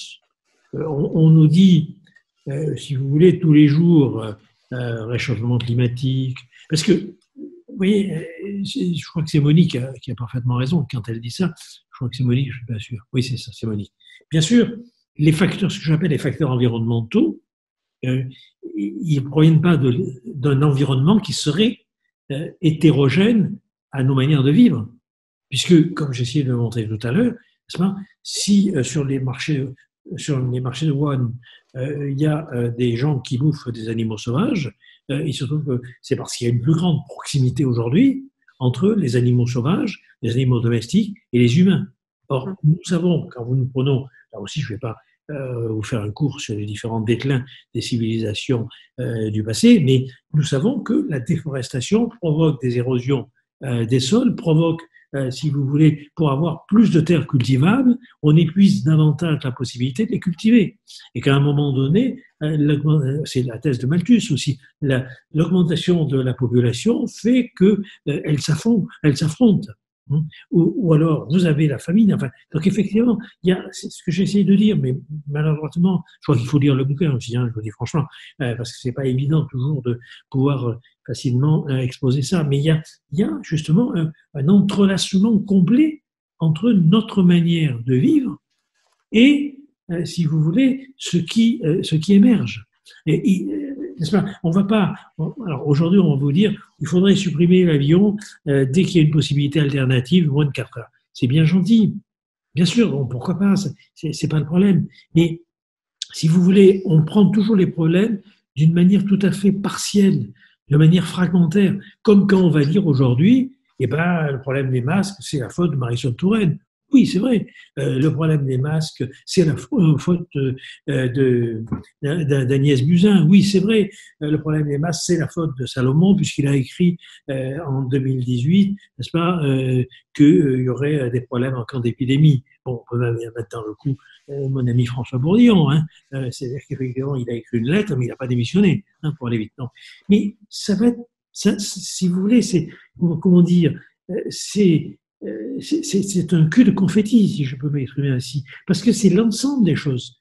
C'est qu'à partir du moment où vous avez, par exemple, si vous prenez l'apparition des différentes pestes, si vous voulez, dans l'Empire romain, pour aller vite, il y a la peste Antonine, la peste justinienne, etc. Bon, si vous prenez ces différentes pestes, elles sont liées, paradoxalement, à l'accroissement de l'Empire romain et la circulation de ses armées, et également les travaux formidables qu'ils peuvent faire d'irrigation, de construction et autres. Si vous voulez, ce que je veux dire par là, c'est que quand je dis essayons de perdre les concepts avec lesquels nous pensions, essayons de perdre également, si vous voulez, cette manière un peu binaire de trouver ce qui est bien, ce qui est mal. Je ne sais pas si je suis clair. Voyez, essayons de voir que nous sommes dans un monde complexe, que d'ailleurs, les effondrements, il y a tout le travail de Joseph Tinter là-dessus, n'est-ce pas, l'effondrement des sociétés complexes. Il est évident que la complexité des sociétés coûte également de l'énergie qui aboutit qu'à un moment donné, n'est-ce pas, elles ne peuvent plus tenir. Bon. Je ne sais pas si je suis clair. Donc, pour moi, essayons arrêtons par exemple de considérer que c'est parce que il manque 1000 lits dans les hôpitaux ou 10 000 que on va pas pouvoir faire face au Covid, parce qu'il faut bien voir quand même aussi cette chose qui est extraordinaire. J'ai écrit, comme vous savez, un certain nombre d'articles et de colère un peu là-dessus, n'est-ce pas ? En gros, le gouvernement, quand il a confiné, pourquoi ? Pas seulement pour traiter la contagion, il a confiné pour traiter les carences qu'il avait laissées s'installer. Mais c'est pas que Macron. C'est pas que Macron.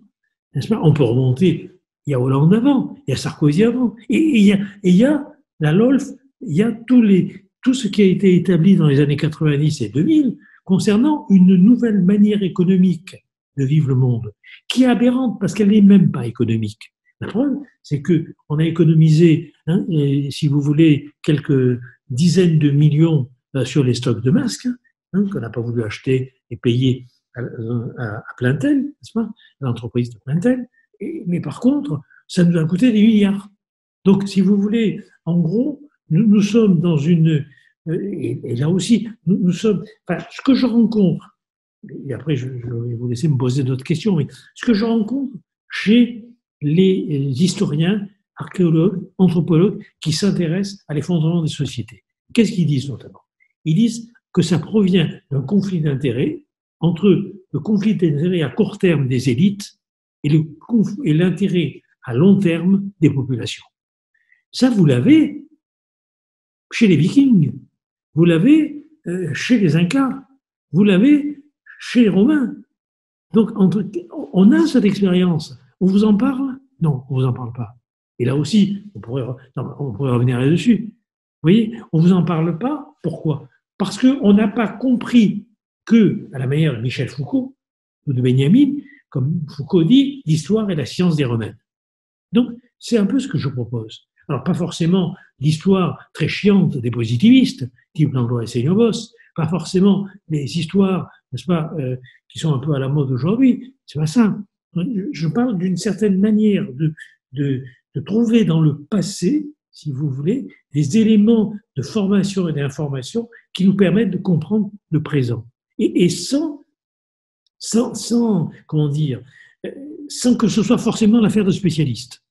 Et je crois que c'est un des efforts que je fais dans cet ouvrage, si vous voulez, que de montrer que l'histoire c'est nécessaire, la philosophie c'est nécessaire, la psychanalyse c'est nécessaire, l'économie c'est nécessaire, la sociologie c'est nécessaire, etc. C'est-à-dire qu'il nous faut peut-être en finir avec une taylorisation de l'esprit qui constitue aussi, n'est-ce pas, une manière tayloriste de vivre.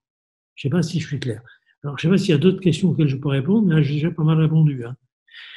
Dirigeants ou population, je ne peux pas répondre. Moi, je pense quelque part quelque chose de très désespérant qui peut vous heurter, c'est que j'ai tendance à penser, c'est mon côté gramscien, j'ai tendance à penser que les populations ont quelquefois si vous voulez, les dirigeants qu'elles méritent. C'est terrible de dire ça. C'est terrible pour nos amis brésiliens, c'est terrible pour nos amis américains, et je pense que c'est déjà aussi un peu terrible pour les Français. C'est un autre problème. Et ce que je veux dire par là, c'est que si ces dirigeants arrivent au pouvoir, c'est parce qu'ils sont dans l'air du temps. Et chez Gramsci, par exemple, vous avez cette idée que, si vous voulez, il y a une consubstantialité, il y a une équivalence dans la manière de penser entre le patronat et les syndicats. Gramsci dit, le problème des syndicats, c'est qu'ils ne voient dans l'ouvrier qu'une force de travail, exactement comme les patrons. Et si vous voulez, je crois que ce que j'essaie de proposer, mais c'est dur, c'est difficile, c'est maladroit, c'est ça, c'est-à-dire que n'essayons pas de nous camper simplement entre partisans et opposants. C'est pas ça mon problème. Les partisans et les opposants d'aujourd'hui, ils sont victimes de la même erreur d'appréciation dans leur rapport au monde et au temps. J'ai trois questions, ça arrive. Ça y est, j'ai perdu la souris. Ah, pardon. De Patrick, ne faudrait-il pas reconnaître une spécificité du vivant? Ensuite, de Michel Escudier, merci. Vous sentez-vous comme un veilleur qui met un sens sur ce qui nous arrive? Qu'est-ce qui vous pousse à penser autant? Il semble que peu de personnes ont envie de chercher dans leur passé. Et enfin de Viviane, il faudrait vivre dans un monde plus rassurant pour ne pas avoir peur pour notre court terme et privilégier le long terme. Oui, mais c'est trois questions extrêmement importantes. Bon, je vais prendre la dernière parce qu'elle est peut-être la plus simple pour moi pour y répondre. C'est sûr que je veux dire que on a par exemple chez Naomi Klein cette idée d'un capitalisme à catastrophe. Il est évident que, si vous voulez, je crois qu'aujourd'hui, ce qui est tout à fait terrible, et là au niveau des gouvernants, nous avons à le combattre. Ce qui est tout à fait terrible, c'est que on n'est plus dans un gouvernement, pour aller vite, des peuples qui s'appuient sur, ça c'est mon avant-dernier bouquin sur l'unité du pouvoir et Macron, qui s'appuient sur des croyances au sens de théologie, enfin, je veux dire, une espèce de paradigme, si vous voulez, théologico-politique. Aujourd'hui, on n'est pas dans la négociation, par exemple. On l'a bien vu à propos de la réforme des retraites et autres. On est aujourd'hui, si vous voulez, dans une domination par des élites technocratiques qui disent qu'elles ont la vérité et que le bon peuple ne l'a pas compris et que donc il faut changer, non pas par la négociation, ce qui était le cas dans le Fordisme, ce qui était le cas au cours des Trente Glorieuses, etc., mais il faut informer il faut mieux communiquer. Et ça, c'est terrible. C'est terrible, parce que ça veut dire que les élites technocratiques aujourd'hui se sont appropriées la vérité, considèrent qu'ils la garantissent et que c'est uniquement leur communication, leur système de com qui est mauvais. Et c'est très net dans ce gouvernement actuel, mais le précédent, malheureusement, n'allait pas tellement mieux de ce point de vue. Donc ça c'est tout à fait terrible. Donc effectivement, du coup, on est sous la pression d'urgence, et encore, les classes moyennes que nous sommes ne sont pas les moins bien placées, mais qui fait que s'il faut, en gros, s'il faut bouffer, on ne va pas se demander si, en déforestant ce qui est à côté, je ne vais pas provoquer une catastrophe à long terme. Là, je crois que c'est justement, comment dire, je crois que c'est par un travail. Je veux dire que, par exemple, ce que je dis souvent, Britt et Christian m'ont entendu là-dessus, c'est que le néolibéralisme, la bonne nouvelle, c'est qu'il est mort. Je veux dire, il n'est pas crédible en termes de métaphysique, en termes de morale, en termes de politique. Il n'est pas crédible parce qu'il ne réduit pas les inégalités comme il le prétendait, il ne donne pas le bonheur, etc. Il ne donne pas le plein emploi et autres. Donc le néolibéralisme, c'est une saloperie qui est en train de mourir en tant que, je dirais, paradigme moral et métaphysique. Mais la mauvaise nouvelle, c'est qu'il continue à vivre. Parce qu'il ne sait pas qu'il est mort, du point de vue du crédit qu'on peut lui apporter. Et donc, je crois que c'est vraiment par un travail, une manière d'être, une manière d'agir, une manière de penser, une manière de dire, voilà, c'est tout, que nous arriverons ensemble, en quelque sorte, à faire prévaloir l'intérêt général à long terme sur l'intérêt élitiste et particulier à court terme. Bon. En tout cas, voilà, je ne sais pas si je suis un veilleur qui met du sens. Je remercie beaucoup Michel de ce qualificatif. Je ne suis pas sûr de le mériter. Je dirais que non, j'essaie. D'abord, j'ai besoin de penser. Alors, qu'est-ce qui me pousse à penser? C'est une nécessité intérieure. Voilà. Et puis, j'aime beaucoup lire, j'aime beaucoup écrire, donc voilà, j'aime beaucoup parler, échanger. C'est pas toujours facile, hein, ça n'a pas été très facile pour moi ce soir de m'exprimer, mais parce que j'ai choisi justement de jouer plus sur le spontané que sur le préparé, pour aller vite. Voilà, je crois que on est tous un petit peu comme ces canaris. Hein. Vous savez que les mineurs descendaient au fond des mines pour éviter le coup de grisou. Hein. Vous savez que de par la structure anatomophysiologique de son appareil respiratoire, le canari s'agitait, n'est-ce pas, ou mourait au moment même où arrivait le grisou qui ne se voit pas, qui ne se sent pas, etc. Et du coup, les mineurs savaient qu'il fallait remonter à la surface. Je crois que nous sommes un certain nombre, je ne suis pas sûr, il y en a plein, nous sommes des centaines de milliers, hein, voire des millions, à jouer le rôle de canari en disant, ben voilà, quoi, ça déconne complètement. Hein. Alors, bon, je ne l'ai pas dit tout à l'heure, mais je pense que par exemple, on voit bien aujourd'hui comment tout le système numérique, qui est tout à fait formidable, hein, ça a été formidable de pouvoir parler à ses enfants, ses petits-enfants, faire des visioconférences et autres, mais tout le système numérique, aujourd'hui, il peut être suivi par, je dirais, des technocrates qui en font un système de gestion des populations. Et donc, ce n'est pas le numérique qui est une mauvaise chose, n'est-ce pas? Le numérique, il est, si j'ose dire, à voile et à vapeur, hein, il est amphibiotique lui aussi. Ça peut être une très bonne chose ou une très mauvaise chose pour aller vite, quoi. Voilà, c'est à nous de faire en sorte, et je pense que ces échanges qu'on peut avoir, c'est peut-être un tout petit grain de sable qui peut peut-être ralentir la machine qui a tendance à nous broyer. Voilà. Oui, sur le vivant, moi je suis certain, mais regardez déjà sur l'humain. Regardez où nous en sommes. On dit, la santé n'a pas de prix. Vous avez entendu cette histoire. Bon. On dit, n'est-ce pas, la santé n'a pas de prix, mais ça fait des années qu'on fait chier les soignants et qu'on bousille les hôpitaux. Hein. Bon. La santé n'a pas de prix, mais on va faire fabriquer les médicaments ailleurs. Hein. Bon. Enfin, une bonne nouvelle, dans 3 ans, le Doliprane sera fabriqué en France. Bon. De toute façon, d'ici là, on pourra tous faire des stocks, comme pour les masques, je suppose. Bon. Ce qui est abominable d'ailleurs, enfin, c'est un autre problème. Oui, mais je ne sais pas comment. Je crois qu'il y a quelque chose qui est aussi formidable. C'est aujourd'hui, par exemple, Si aujourd'hui, par exemple, les programmes politiques verdissent, vous avez peut-être remarqué, d'un coup, tout le monde devient écolo. Hein. Il manque plus que Marine Le Pen. Hein, bon. Mais vous voyez, tout le monde a le masque écolo. Pourquoi? C'est parce que, quelque part, les messages, je ne dis pas les organisations, je ne les connais pas, je ne les fréquente pas, je vous dis franchement, donc j'en sais rien. Mais les messages écolos ont une portée. Ça parle aux gens.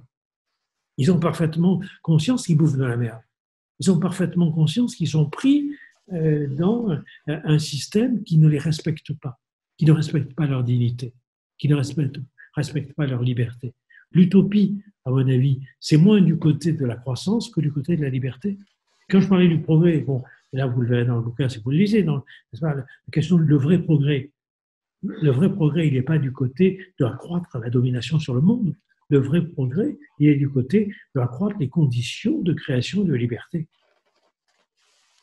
Ok, j'ai encore 2 ou 3 remarques et questions, et Britt posera une dernière question pour conclure, parce que je sais que c'est fatigant. Alors, remarque de Girardus, pour privilégier le long terme, nous ne pouvons pas attendre un monde plus rassurant, nous devons assumer que le monde ne sera jamais rassurant. C'est une lutte permanente. De René Guichardin, il y a une inertie des systèmes, des institutions, que les populations sont amenées à subir, d'où leur révolte contre les logiques du système contre les institutions. Nous n'avons pas les systèmes que nous méritons. De la même manière qu'on ne mérite pas les parents, les écoles que l'on a, ils nous préexistent. On a de la chance ou pas avec nos héritages, mais votre idée d'écosystème est intéressante. Il faut voir par quelle représentation elle peut être activée, rendue vivante, plus parlante. De Sergio Samelli, excusez-moi. Iriez-vous jusqu'à dire que c'est une forme de normativité nazie qui domine aujourd'hui? Si oui, pourriez-vous en identifier quelques figures concrètes? Merci. Et donc, dernière question de Britt, et après, tu concluras. C'est maintenant? Oui, vas-y. Oui, comment pourrions-nous faire pour que nos oligarchies, nos élites, donc, je pense aux GAFAM, ne dictent plus leurs lois aux politiques? À toi, Roland. Oui, d'ailleurs, je ne vais pas conclure. Hein. Non, il y a beaucoup de choses. Peut-être répondre avant à Britt, hein, puisque j'en sais rien, moi, comment on peut faire. Ce qui est certain, par exemple, ce qui est certain, c'est que nous n'avons pas pris la mesure, nous n'avons pas pris les mesures politiques qui permettraient d'éviter l'impérialisme des GAFAM. Parce que j'ai plus les chiffres en tête, hein, j'improvise, donc j'ai pas mes notes, mais je crois que ça représente 17 milliards par an ou quelque chose comme ça. Enfin, ça représente plus qu'un État et plus que la plupart des États africains, pour aller vite. Donc, si vous voulez, les GAFAM, aujourd'hui, c'est une nation sans nation. C'est une puissance politique, industrielle, technique, culturelle énorme, qui dispose d'une certaine manière d'une armée et qui dispose de mythes. Je veux dire, le mythe de la singularité, le mythe du transhumanisme n'est pas étranger à Google. Google finance un certain nombre de recherches dans ce domaine. Google fait rentrer parmi ses dirigeants des partisans, pour aller vite, du transhumanisme, etc.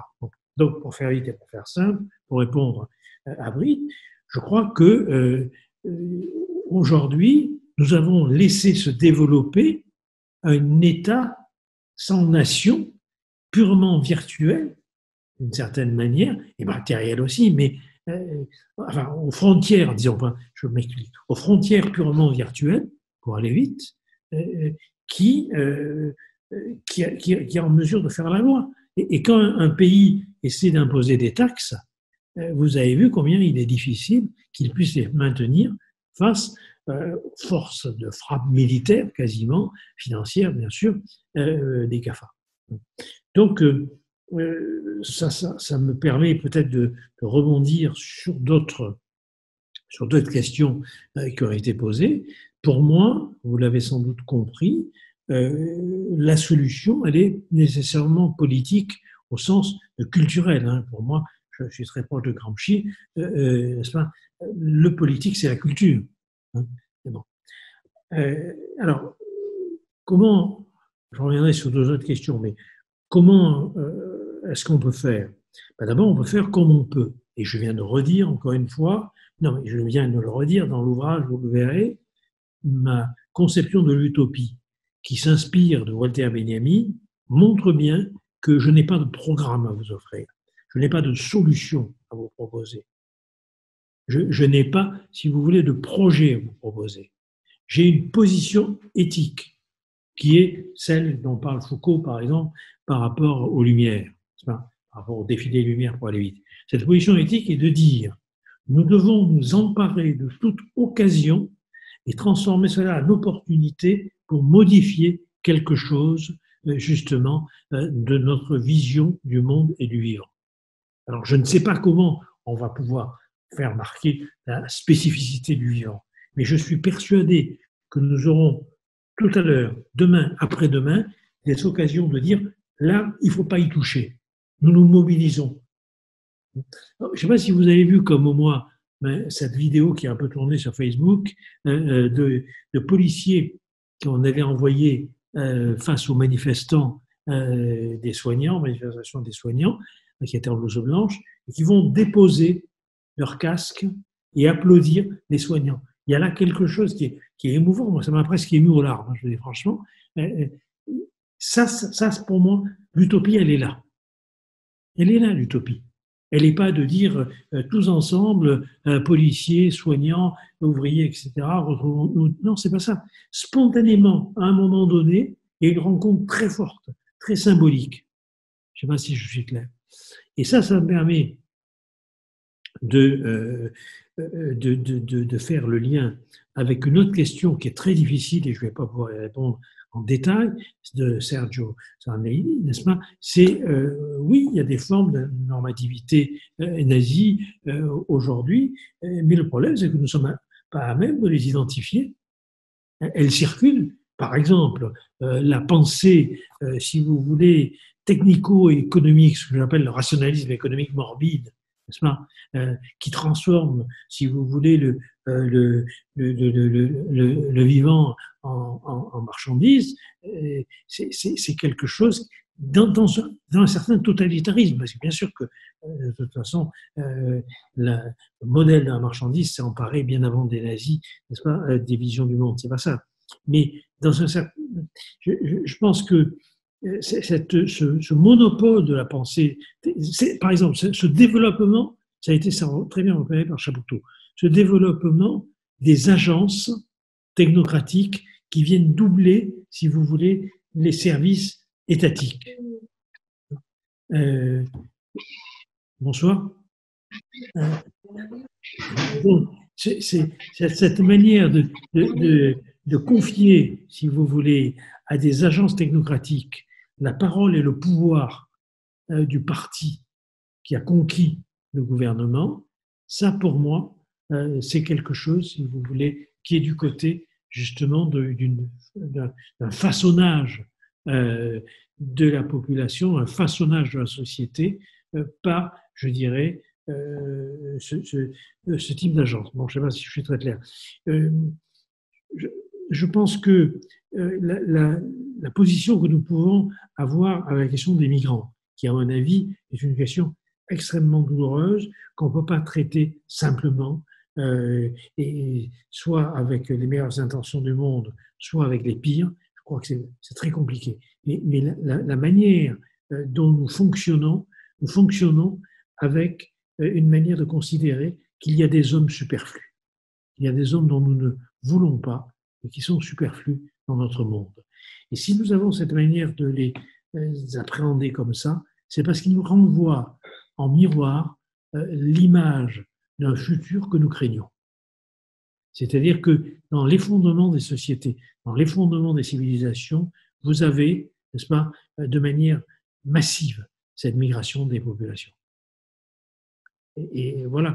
Alors, encore une fois, c'est un peu comme sur l'utopie. Moi, je ne peux pas vous extraire comme ça, bien sûr, toutes les formes, pour aller vite, les formes zombies d'une normativité nazie, mais à mon avis, elle y est. Et d'ailleurs, juste au passage, ça je l'ai développé dans L'individu ingouvernable et dans d'autres ouvrages. Moi, ce qui m'a frappé, et ça je le dois à Chapoutot aussi, hein, je lui rends hommage vibrant ce soir, mais quand, dans son bouquin sur la normativité nazie que j'ai lu, ce qui est intéressant, c'est les critiques que font les nazis du droit libéral, bourgeois, les critiques qu'ils peuvent faire, si vous voulez, du capitalisme international, financier et autres. Ce qui est étonnant, c'est que quand vous les lisez, et là on voit bien qu'Hannah Arendt a raison quand elle dit « nous avons battu les nazis par les armes, mais pas par les arguments », parce que quand nous lisons les critiques que font les nazis, encore une fois, de la liberté, du commerce, des finances, si vous voulez, du droit, etc., ces critiques, nous pourrions les faire nôtres. Et ça, c'est terrible. Ça veut dire que nous n'avons pas été capables d'inventer, si vous voulez, une autre conception de la justice, une autre conception du commerce, une autre conception de l'économie, une autre conception de la finance, une autre conception de la fraternité. Je ne sais pas si je suis clair. Vous voyez ?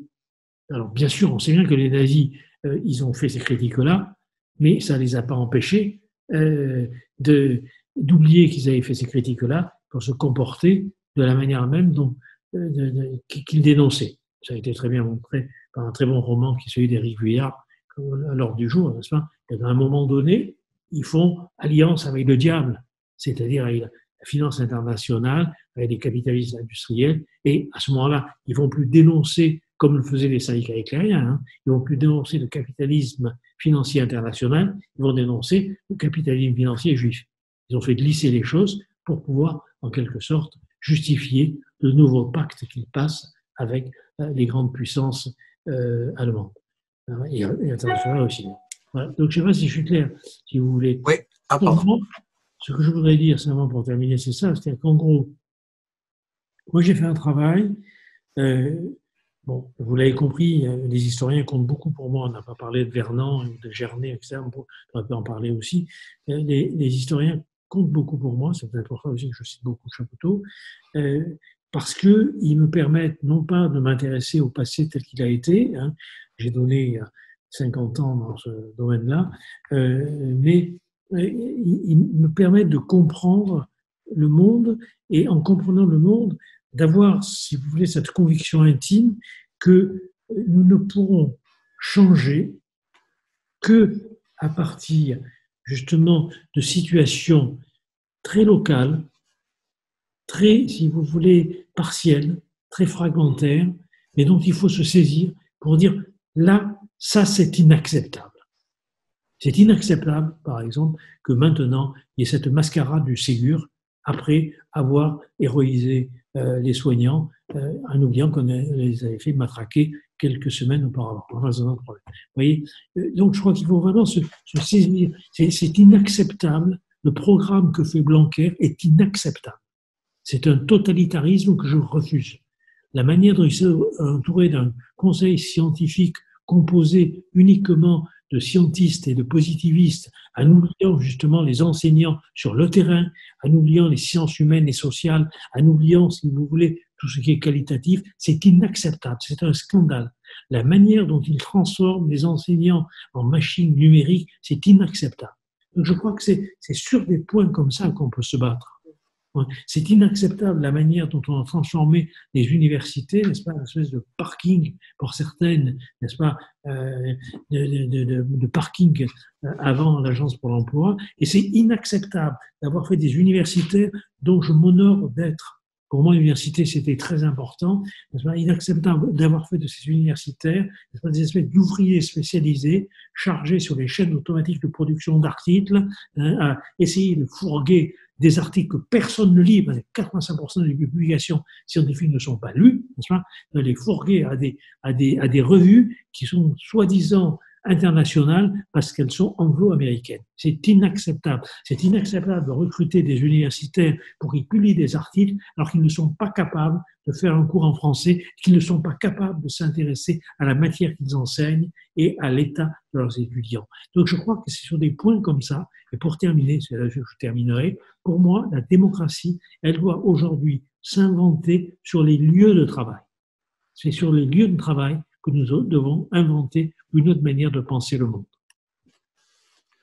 Roland, j'ai une petite question qui m'a été envoyée par SMS en fait, mais quelqu'un qui participe et qui n'a pas réussi à écrire. Je te la pose rapidement.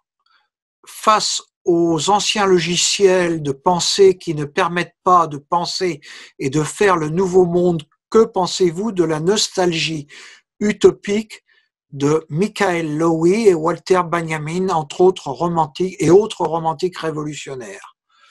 Excuse-moi de... Oui, je pense beaucoup de bien de Michael Lowy. D'ailleurs, je crois que je le cite, ce n'est pas dans ce bouquin, c'est dans le précédent. J'aime beaucoup sa manière, effectivement, dont il travaille sur les courants romantiques. Et je crois que Walter Benjamin, je ne le placerai pas uniquement dans les romantiques. Walter Benjamin, là, Stéphane Moses nous apporte beaucoup. Moi, j'ai beaucoup appris de Scholem, notamment aussi de son ami Scholem, mais aussi de Stéphane Moses. C'est-à-dire que je crois que chez Benjamin, il y a 3 courants. Il y a un courant romantique, c'est celui de la révolte. Et effectivement, le romantisme, c'est quoi? C'est un acte de révolte. C'est d'ailleurs pour ça qu'on a un premier romantisme qui est plutôt réactionnaire et un deuxième romantisme qui est révolutionnaire, si on prend le 19e, par exemple. Et pourquoi? Parce qu'il refuse l'état du monde tel que le propose la bourgeoisie. Donc, vous voyez bien, à ce moment-là, l'évolution du romantisme, soit vers, bien sûr, la noblesse, l'aristocratie, c'était mieux avant, la pensée réactionnaire, ou bien du côté de la révolution, c'est-à-dire ça sera mieux demain une fois qu'on aura renversé l'ordre établi. Bon. Donc, le romantisme, c'est un affect pour moi. C'est un affect mis en pensée. Et ça, c'est tout à fait formidable. Il y a ça chez Benjamin, mais il n'y a pas que ça. Il y a aussi chez Benjamin le marxiste. Il y a aussi chez Benjamin le marxiste, c'est-à-dire l'ami de Brecht. En gros, Benjamin, il a toujours pris entre 2 pôles. Et d'ailleurs, il faut voir comment Scholem, n'est-ce pas, pleure en disant « Ah, la mauvaise influence de Brecht sur mon ami Benjamin, qu'est-ce qu'il aurait été mieux s'il avait accepté de venir à Jérusalem, comme je l'ai proposé, etc. » Bon. Et puis, il y a un 3e courant, qui est justement le courant spirituel. Alors, juif, bien sûr, messianique chez Benjamin, mais je dirais le courant religieux, le courant spirituel. C'est que pour Benjamin, par exemple, n'est-ce pas, si vous vous souvenez de ce tableau où vous avez, n'est-ce pas, une poupée mécanique qui joue aux échecs, qui gagne toute la partie, oui, dit Benjamin, mais sous la mécanique, il y a le nimbossu de la théologie qui indique à la mécanique quel coup il doit jouer. C'est-à-dire qu'en gros, chez Benjamin, et moi c'est ce qui me plaît beaucoup chez Benjamin, chez Camus ou chez Jaurès, il y a entre guillemets, quand Jaurès dit je suis marxiste quand je veux comprendre les rapports sociaux d'économie de production, mais je suis spiritualiste quand je veux comprendre les idées de liberté, de justice et la manière dont les sociétés se font et se défont. Et il a fait sa thèse d'État d'ailleurs, Jaurès, sur idéalisme et matérialisme d'une histoire. Bon. Ce qui est intéressant parce que justement, si vous voulez, c'est un peu ma position. C'est-à-dire qu'il ne faut pas lâcher sur l'aspect de spiritualité. Et la maltraitance de la nature n'est pas sans rapport avec ça, puisqu'on a désacralisé la nature, comme on a désacralisé le vivant et le corps humain. Et puis, il y a cette dimension matérialiste, et c'est la peine de se raconter des cracks. Les intérêts sont tels que ce n'est pas demain, comme ça, que, claquement de doigts, on changera de gouvernement, n'est-ce pas ? Et d'un coup, on va avoir une vie meilleure. Non, ça c'est l'utopie telle qu'on en a hérité au 19e, qui a continué au 20e et qui nous pourrit la vie. Ça, c'est les idéologies paresseuses. L'utopie, c'est ce que nous pouvons à tout moment faire des opportunités qui se présentent à nous et qui nous permettent de donner une forme à notre destin. Merci beaucoup, Roland. Je te lis le dernier message. Exposé clair, puissant et passionnant. immense merci de la part de Claire. Merci Roland, de Gérard Hus, de Patricia, merci. Merci à vous. Donc pour tout le monde, disons, ça a été enregistré et on va faire un petit montage ce week-end qui sera disponible sur YouTube dès lundi et sur le site de l'Appel des Appels, dont je vous convie à aller pour voir l'actualité de l'association co-créée par Roland il y a un peu plus de 10 ans maintenant. Merci à tous et bonne soirée. Au revoir Roland et merci. Au revoir. Merci, au revoir. Merci. Merci.